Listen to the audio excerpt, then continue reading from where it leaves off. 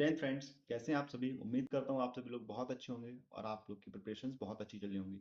मैं sub inspector Shekhar Singh आप सभी का अपने चैनल में एक बार फिर से स्वागत करता हूँ। तो आज हम लोग की जो वीडियो होने वाली है वो मेनली एसएससी जीडी के बच्चों के लिए होने वाली है कि जो एसएससी जीडी की जो बच्चे तैयारी कर रहे हैं वो अपने मैथ्स के स्कोर को लेकर बहुत परेशान रहते हैं कि मैथ्स में किस तरीके से स्कोर बूस्ट किया जाए, 20 में 20 नंबर कैसे लाए। मैंने कैसे स्कोर किया था 100%, 3 बार मैंने एसएससी जीडी क्वालिफाई किया है, 2 बार मैंने 100% स्कोर किया है। फर्स्ट अटेम्प्ट में मेरा हालांकि स्कोर कम था, 25 में से 21 क्वेश्चन ठीक थे, लेकिन जो अगले दोनों अटेम्प्ट दिए उन दोनों अटेम्प्ट में मैंने 100% स्कोर किया है मैथ्स में। तो मेरी स्ट्रेटेजी क्या रहती थी, मैंने एसएससी सीजीएल में भी 100% स्कोर किया, 50 में 50 लाया हूँ। एसएससी सीएचएसएल में 50 में 50 लाया हूँ और एसएससी सीपीओ में भी मैं 50 में 50 लाया हूँ। और एसएससी सीपीओ से ही मैं as a sub inspector select हुआ हूँ इन सीआईए सब में। तो मेरी स्ट्रेटेजी मैथ को लेकर क्या रहती थी वो मैं अपनी स्ट्रेटेजी आपके साथ शेयर करूंगा। बाकी एसएससी जीडी के लिए अलग से आप क्या उसमें ऐड ऑन कर सकते हो मैं वो भी आपको बताऊंगा। तो देर ना करते हुए अपना वीडियो स्टार्ट करते हैं। बाकी वीडियो स्टार्ट करने से पहले अगर आप चैनल पर नए हैं, चैनल को सब्सक्राइब जरूर कर लेना, ठीक है। तो चलिए स्टार्ट करते हैं। सबसे पहले, आप अगर एक बिगिनर हैं या फिर एक रिपीटर है, दो तरीके के स्टूडेंट्स हैं। एक जिनका सिलेबस कंप्लीट है फिर भी उनका स्कोर नहीं बढ़ रहा है, और एक है जिनका भी सिलेबस कंप्लीट ही नहीं है, वो उनका फर्स्ट अटेम्प्ट या फिर सेकंड अटेम्प्ट अभी तक उन्होंने सिलेबस कंप्लीट नहीं किया है। तो सबसे पहले आपको 1 से लेकर 30 तक के टेबल याद होने चाहिए कैलकुलेशन के लिए, 1 से 30 तक के क्यूब और 1 से 30 तक के स्क्वायर याद होने चाहिए। ये तीन चीजें सबसे पहले आपकी कंप्लीट होनी चाहिए, उसके बाद ही आप लोग आगे वीडियो को देखना, ठीक। अब देखिए, दो टाइप से मैं बताऊंगा स्ट्रेटेजी को, ठीक है। क्या बताऊंगा मैं स्ट्रेटेजी, दो टाइप से बताऊंगा, टाइप ए टाइप बी। ठीक, अगर आप उस टाइप को सही से फॉलो कर लेते हो ना, ये 2-3 महीने, तो आपका स्कोर 100% बढ़ेगा। अगर आप अभी 14 क्वेश्चन सही कर रहे हो तो आप 18-19 पहुंच जाओगे। अगर आप अभी 15-16 कर रहे हो तो आपके 20 में 20 सही होने लगे। बस थोड़ी सी आपको सुधार करनी है, ज्यादा नहीं। वो थोड़ा सा जो स्पार्क देना है ना, वो मैं बता दूंगा कि वो स्पार्क कहाँ से आएगा। वो क्या आप मिस कर रहे हो अपनी तैयारी में, जो जिस जिस मिसिंग की वजह से आपका स्कोर जो है 15 पे अटक रहा है, 20 नहीं पहुंच रहा है। मैं बस वो बता दूंगा आपको, हल्की सी हिंट दूंगा। आप तुरंत जो कुछ, और बाकी जो 7-8 पे अटके वो 15-16 पहुंच जाएंगे। जो 3-4 क्वेश्चन पे अटके हैं वो 10-12 क्वेश्चन पहुंच जाएंगे। तो मैं वो स्ट्रेटेजी आपके साथ शेयर कर दूंगा, ठीक है। सबसे पहले आपको, आप किसी भी एग्जाम में बैठो तो आपको पता होना चाहिए आपका सिलेबस क्या है, ठीक है। आपको सबसे पहले क्या पता होना चाहिए कि आपका सिलेबस क्या है, आप जिस एग्जाम में बैठ रहे हो। सभी को पता है ये चैप्टर्स हैं। अब आपको वो चैप्टर्स पूरे पढ़ने का टाइम नहीं है। आप सोचो मैं पूरा सिलेबस कंप्लीट करूंगा, मास्टरी करूंगा, मैं वो आपको नहीं करनी। आपको सिर्फ एग्जाम क्वालिफाई करना है। आपको मैथ्स में मास्टरी नहीं करनी, आपको सिर्फ अपना एग्जाम क्वालिफाई करना है, ठीक है। आपको अपना अपना सिर्फ एग्जाम क्वालिफाई करना है, आपको मैथ्स में मास्टरी नहीं करनी। सबसे पहले आपको पता होना चाहिए कि मैथ्स में क्या टॉपिक है, कौन कौन से इंपॉर्टेंट टॉपिक्स हैं। सबसे पहले आपके चैप्टर्स हैं वो मैं बता दे रहा हूँ। आपका नंबर सिस्टम आ रहा है। नंबर सिस्टम में तीन चीजें होती हैं। आपका एक विभाज्यता होता है, एक शेषफल होता है और एक इकाई होता है। ये सिर्फ आप ये तीन चीज कवर कर लीजिए, आपके मैथ्स में 2 से 3 क्वेश्चन यहाँ से बन जाएंगे, ठीक। उसका परसेंटेज, अब परसेंटेज यानी प्रतिशत। प्रतिशत में दो क्वेश्चन बनते हैं। एक आपका चुनाव का क्वेश्चन बनता है, दो कैंडिडेट लड़ रहे हैं, उसमें एक हार जाता है एक जीत जाता है, वो क्वेश्चन बनता है। और एक आपका जनसंख्या वाला कि एक हर शहर की जनसंख्या हर साल 2% 3% बढ़ रही है, तो ये जनसंख्या क्या होगी, ठीक। उसके बाद जनसंख्या के बाद आपका हो गया लासा मासा। लासा मासा हालांकि जो क्वेश्चन चैप्टर है एलसीएम एचसीएफ वो आपका नंबर सिस्टम में ही है, लेकिन इसको अलग से पढ़ाते हैं टीचर्स। तो आप इसको एलसीएम और एचसीएफ को, एक क्वेश्चन आपको कंफर्म करना है तो एलसीएम और एचसीएफ को अच्छे से कर लेना है, ठीक। फिर सरलीकरण। सरलीकरण में आपके 2 से 3 क्वेश्चन हर बार से जीडी में आते हैं। अब वो 2 से 3 क्वेश्चन बनाने के लिए आपकी कैलकुलेशन फास्ट होनी चाहिए। तो अपनी कैलकुलेशन को फास्ट कर लीजिए। सबसे पहले क्या करेंगे आप लोग, अपनी कैलकुलेशन को फास्ट कर लेंगे, जिससे आपको सरलीकरण के क्वेश्चंस में कोई भी दिक्कत ज्यादा नहीं होगी। अब बात कर लेते हैं, उसके बाद आपका आता है रेशियो एंड प्रोपोर्शन। क्या आता है, अनुपात और समानुपात। इसी में एक आता है मिक्सचर। पहले आप लोग रेशियो प्रोपोर्शन पढ़ेंगे, उसके बाद आप लोग मिक्सचर पढ़ेंगे। हालांकि मिक्सचर से ज्यादा क्वेश्चन नहीं बनते हैं एसएससी जीडी में। आपके जो ज्यादा क्वेश्चन बनते हैं वो रेशियो और प्रोपोर्शन से बनते हैं। तो रेशियो प्रोपोर्शन से आपके 1 से 2 क्वेश्चन बन जाता है। तो इसमें भी क्या होता है, दो टाइप के आपके जो मिक्सचर क्वेश्चन आएगा उसमें यही आएगा कि दो टाइप के मिक्सचर्स को मिला के तीसरा मिक्सचर बनाया जाएगा, उसमें उनका रेशियो पूछेगा, ठीक है। उसका रेशियो के बाद आपका क्या हो जाएगा, आपका हो जाएगा डिस्काउंट। डिस्काउंट में आपका क्या होता है, सक्सेसिव डिस्काउंट के क्वेश्चन बनते हैं। तो आप लोग वहां से उस क्वेश्चन को, डिस्काउंट के क्वेश्चन को पढ़ लेंगे। डिस्काउंट अभी अब एक क्वेश्चन तो आना आना 100% श्योर है। प्रॉफिट लॉस लाभ हानि। लाभ हानि में क्या होता है, 40 पेन दे देगा, 40 पेन का क्रय मूल्य 50 पेन के विक्रय मूल्य के बराबर है, तो बताइए लाभ या हानि का परसेंट क्या है। इस तरीके के क्वेश्चन आपके बनते हैं। बाकी एक एमपी का फॉर्मूला होता है, वो वाला फॉर्मूले वाला क्वेश्चन आप डायरेक्टली पढ़ लेंगे, ठीक है। ये टॉपिक्स मैं आपको इंपॉर्टेंट बता रहा हूँ। आपका हो गया प्रॉफिट लॉस। प्रॉफिट लॉस से भी आप मान लीजिए 2 क्वेश्चन तो मान के चलिए, 2 क्वेश्चन तो आने ही आने हैं। उसके बाद आपको हो गया एवरेज। अब एवरेज में औसत, औसत में आपके दो तरीके के क्वेश्चन आते हैं। औसत में आपके दो तरीके के क्वेश्चन आते हैं।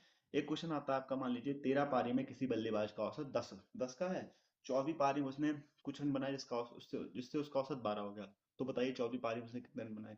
तो इस प्रकार का आपका औसत के वाले क्वेश्चन पूछे जाते हैं। बाकी उम्र वाले क्वेश्चन जो है वो भी औसत में पूछते हैं। अब औसत के बाद आपका अगला हो जाता है चैप्टर मिक्शन में बता चुका हूँ समय कार्य और मजदूरी। समय कार्य मजदूरी में क्या होता है, जो 10 लोग मिलकर इतना काम कर रहे हैं, बताइए 20 लोग उतना काम कितने में करेंगे। या ए और बी इस काम को 10 दिन में कर रहा है, तो बताइए ए बी सी उस काम को कितने दिन में करेंगे। इस प्रकार के जो क्वेश्चन होते हैं वो आपके टाइम एंड वर्क में पूछे जाते हैं।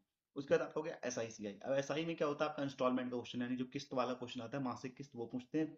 या फिर पूछ लेते बताइए अगर कोई पैसा 4 साल में 10 गुना हो गया तो 10 साल में कितना गुना हो जाएगा। तो इस तरह के क्वेश्चन आपके साधारण ब्याज में हो गए।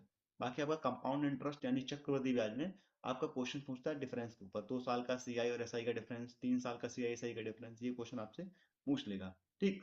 उसके बाद आपका चाल गति समय। ठीक है, समय दूरी चाल बोल सकते हो, क्या बोल सकते हो, समय दूरी और चाल भी बोल सकते हो। तो इसमें आपके ट्रेन वाले क्वेश्चन हो गए कि दो ट्रेन एक दूसरे को इतने सेकंड में पार कर रही है, कि लंबाई ये है, कि लंबाई ये, तो उसकी गति बता दीजिए। या फिर एक ट्रेन एक पुल को पार कर रही है, या फिर एक ट्रेन किसी पोल को पार, खंबे को पार कर रही है। इसमें चोर पुलिस वाले क्वेश्चन हो गए आपके। इससे भी आप मान के चलिए 3 क्वेश्चन आपके जो है चाल गति और समय के आपके 3 क्वेश्चन आते हैं, कम से कम 3 क्वेश्चन आप तो मान लीजिए। उसके बाद मेंसुरेशन। मेंसुरेशन में सारे सारे आपके जो क्वेश्चन आते हैं वो डायरेक्ट फॉर्मूला बेस्ड आते हैं। मेंसुरेशन में आपका सिलेंडर का हो गया, कोन हो गया, ये 3D में हो गया। ठीक है, उसके बाद क्यूब, क्यूबॉइड, घन, घनाभ। सिलेंडर को बोलते हैं शायद, कोन को शंकु बोलते हैं, सिलेंडर को बेलन बोलते हैं। तो आप इन सबके फॉर्मूले याद कर लीजिए। फॉर्मूला आप तुरंत अगर आपको याद होगा ना, आप with in the seconds answer ले आओगे। ठीक। कुछ ट्रिक्स भी होती हैं, आप ट्रिक्स को भी आप देख लेंगे। ठीक। ये सारे क्या हो गए, ये आपके हो गए इंपॉर्टेंट चैप्टर्स जिनको आपको पढ़ना ही पढ़ना है। आप सबसे पहले मैं बता दूंगा लास्ट में, एक मैं स्क्रीनशॉट डाल दूंगा वीडियो के एंड में कि किस चैप्टर से कितने क्वेश्चंस हैं, आप वहां से देख लेना। ठीक। अब बात करते हैं सबसे पहले आपको करना, अब ये टॉपिक्स हो गए। अब इन टॉपिक्स को आपको 30 से 40 दिन में इस सिलेबस को कवर करना है। जो भी मैंने भी सिलेबस बताया उसको 30 से 40 दिन में आपको कवर अप कर देना है। आपका 40 दिन में सिलेबस कंप्लीट हो गया।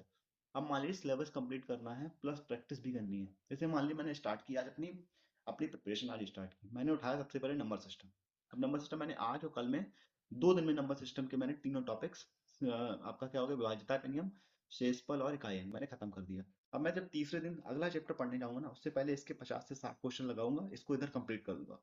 उन क्वेश्चन को लगाने के बाद मैं एक चैप्टर वाइज मॉक लगा दूंगा। टेक्स्ट बुक से चैप्टर वाइज मॉक लगा देना है आपको, प्लस 50 से 60 क्वेश्चन लगा देने किताब से।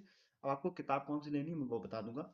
आप चाहें किताब, दो किताबें आप, या आदित्य रंजन की ले सकते हो S S C G D की ये वाली किताब, या फिर आर आर डब्ल्यू ए की ये वाली किताब आप ले सकते हो।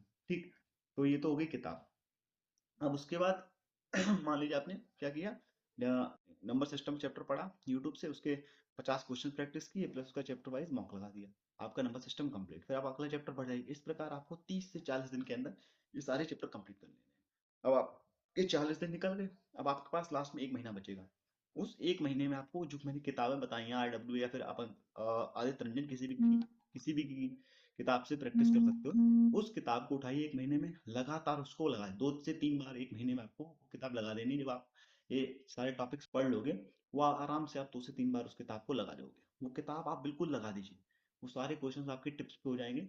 उसके बाद मॉक, चैप्टर वाइज मॉक, जितने चैप्टर हैं उनके हर चैप्टर के अलग टॉपिक वाइज, चैप्टर वाइज, जहां भी आपको मॉक मिले।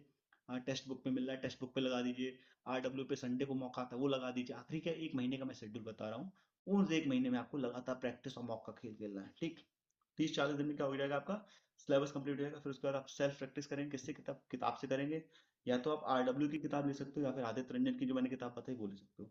उसके बाद चैप्टर वाइज मॉक लगाते रहोगे और sectional mock. Chapter wise mock के साथ साथ आप आखिरी के 1 महीने में सेक्शनल मॉक दे सकते हो मैथ्स के, यानी सिर्फ 20 question 20 minute, 20 question 15 minute, 20 question 15 minute, 20 question 15 minute, या फिर 20 minute, as per your compatibility, जिस तरीके से आप जितने स्पीड में आप कर पा रहे हो। उससे क्या होगा, आपकी स्पीड बूस्ट होगी। जब आप सेक्शन मॉक लगाओगे ना, फिर आपकी स्पीड बढ़ेगी, फिर आपकी एक्यूरेसी बढ़ेगी।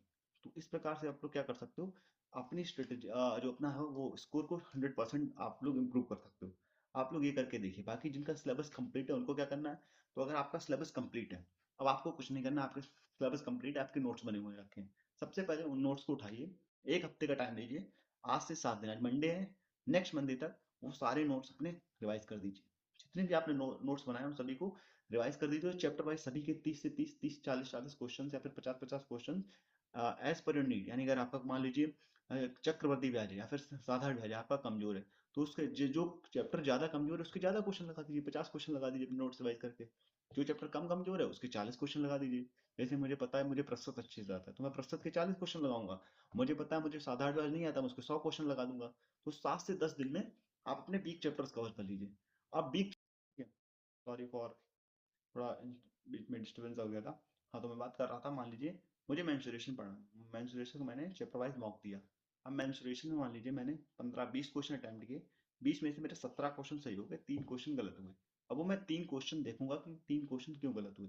उन 3 क्वेश्चन को आप लोग अपनी अलग कॉपी पे नोट करिए। मैंने मान लीजिए 3 क्वेश्चन थे, उसमें एक सिलेंडर क्वेश्चन था, वो मैंने देखा सिलेंडर क्वेश्चन मैंने क्यों गलत किया, क्योंकि मुझे उसका फॉर्मूला नहीं आता था।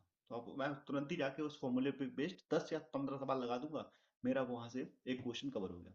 फिर मैंने अगला क्वेश्चन देखा, मैंने देखा इसमें मैंने कैलकुलेशन मिस्टेक की थी, तो मैं 4-5 क्वेश्चन जो जो ज्यादा कैलकुलेशन होंगे मैं वो लगा दूंगा। फिर मैंने अगला क्वेश्चन देखा, वो मैंने देखा कि उसमें मैंने सिली मिस्टेक की थी, तो मैं तुरंत ही उस टाइप के 10-15 क्वेश्चन लगा दूंगा। तो जो क्वेश्चन आपका गलत हो जाए ना, उस टाइप के आप 15 से 20 क्वेश्चन तुरंत मॉक के बाद लगा दीजिए। आपका वो टॉपिक अगली बार मॉक में गलत नहीं होगा। तो बाकी यही स्ट्रेटेजी मैंने सारे एग्जाम्स के लिए अपनाता था। मैं एक बार सिलेबस कवर किया, मैं चैप्टर वाइज मॉक, फिर टॉपिक वाइज मॉक, सेक्शनल मॉक्स, ये सब मैं कर करके मैं एकदम अपनी जो एक्यूरेसी थी उसको मैं 100% पे लेके आया हूँ। ठीक है, मैंने मल्टीपल एग्जाम्स में इसी स्ट्रेटेजी से फुल 100% स्कोर किया है। तो आपको ये स्ट्रेटेजी अगर अपनाएंगे तो आप खुद ही रिजल्ट देखने लगेगा 1 महीने बाद। तो आप इस स्ट्रेटेजी को 1 महीने अपना कर देखिए, फिर आपका मजा आ जाएगा मैथ्स में। एक बार आपने सिलेबस कर लिया ना, फिर आप चुटकियों में मैथ्स के क्वेश्चन करेंगे जिस तरीके से मैं करता हूँ। तो बाकी इतना ही था आज की वीडियो में। अगर आपको वीडियो अच्छी लगी हो तो वीडियो को लाइक कर देना, बाकी चैनल को सब्सक्राइब करना ना भूलना। बाकी अगर अभी भी आपका कोई डाउट है तो कमेंट सेक्शन ओपन है, कमेंट करके बताना, उस डाउट को भी सॉल्व किया जाएगा। बहुत जल्दी मिलेंगे अगली वीडियो के साथ, तब तक के लिए अच्छे से प्रिपरेशन करते रहिए। Bye bye, tata, take care.